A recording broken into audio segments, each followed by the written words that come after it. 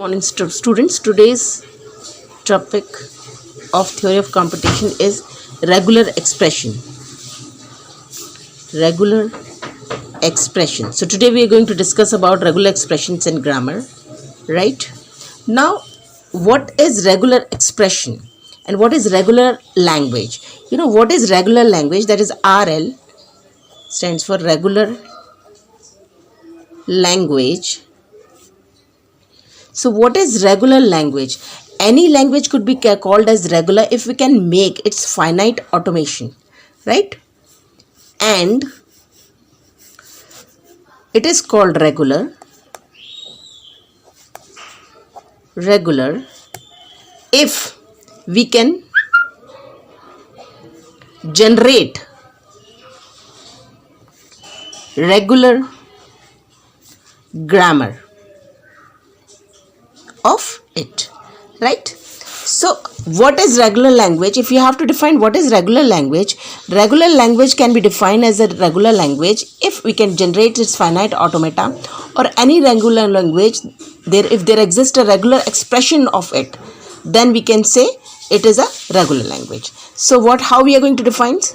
Any regular grammar is a regular language if we can generate its finite automata and regular expression of it, right? So what exactly the language is? Now question arises, what is language?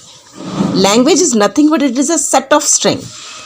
Any set of string can be defined as set of string, right? So what is language? Language is a set of string. For example, A, B, C, B, C, D. What are these? This is all a string. Suppose for example 2 plus 2. What we call here 2. What is 2 here? 2 is operand. We call this operand, and this is plus sign is called as operator. So in case of regular expression or regular language, what happens? Instead of this number 2, 4, there comes a string and operator remains the same. So any strings on which you can create a regular language or regular expressions by using operator and operand. And operand is what here? Any string is an operand. We are not going to use the numericals over here. We are going to use only and only string here. So string along with the operator we can use to create a regular language, right? Now, this is clear to you? Now, you know, expression of string and operators. How many types of expressions are there and operators are there? Expression of string and operators, right? So there are 4 terms that we can use. First is Clin's operator. What it is? Closure. Now what is Clin closure? It is denoted by star or abstract sign, right? So A abstract means Clin's operator A is applied on A. Then comes the second, that is positive closure. Now positive closure is indicated by plus sign. And how we are going to indicate it on expression or any symbol or any operand? We know that in regular expression, in regular languages, we use operands are strings, not numericals. So A plus. Now what A plus here? It is a positive. This is a positive closure. Now third is concatenation. Concatenations. You know what is concatenation means? Adding two or concatenating 2 strings. For example,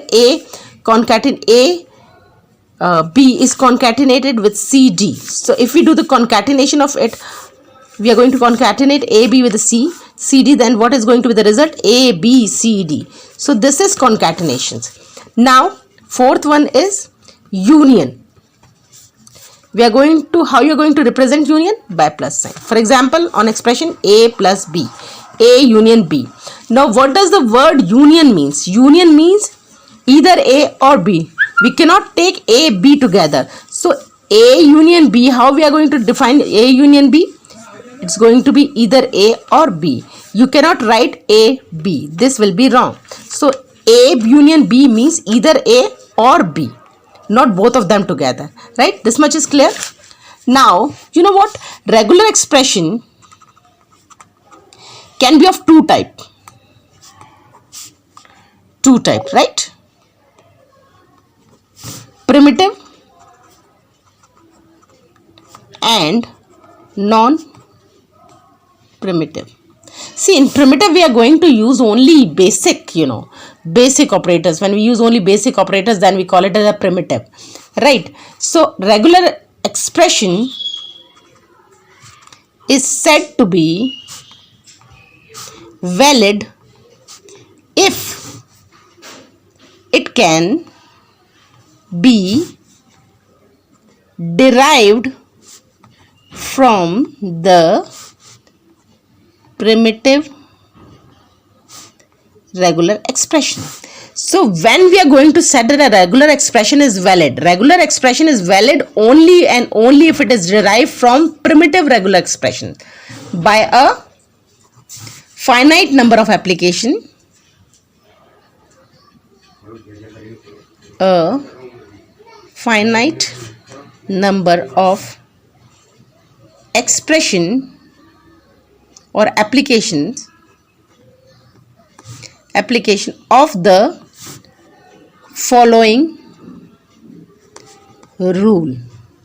What is this following rule? That is R epsilon, this is clean closure, R with a clean closure, R with a positive closure, then we have concatenations. So it's going to be R1, R2 union concatenations, right? So if summation is a given, then psi, epsilon, lambda, A belongs to cell R alphabet, then regular expression, see, this is psi. What does the psi mean? Psi means null. So what is going to be the regular expression of psi? It's going to be null. And epsilon, it is going to be epsilon. Now what is the basic difference between the null expression and epsilon? Do you know what is the basic difference between a null operation and epsilon? See, for example,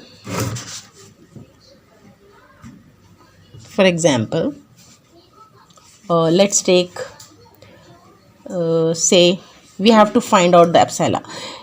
It is null. See, the null operator and the epsilon, we are going to differentiate between what is the difference between null operator, regular expression with a null operator, and regular expression with epsilon. The only difference between, see, this is also empty, this is also empty, but in case of epsilon it is null, but one of such strings will be generated whose length is 0.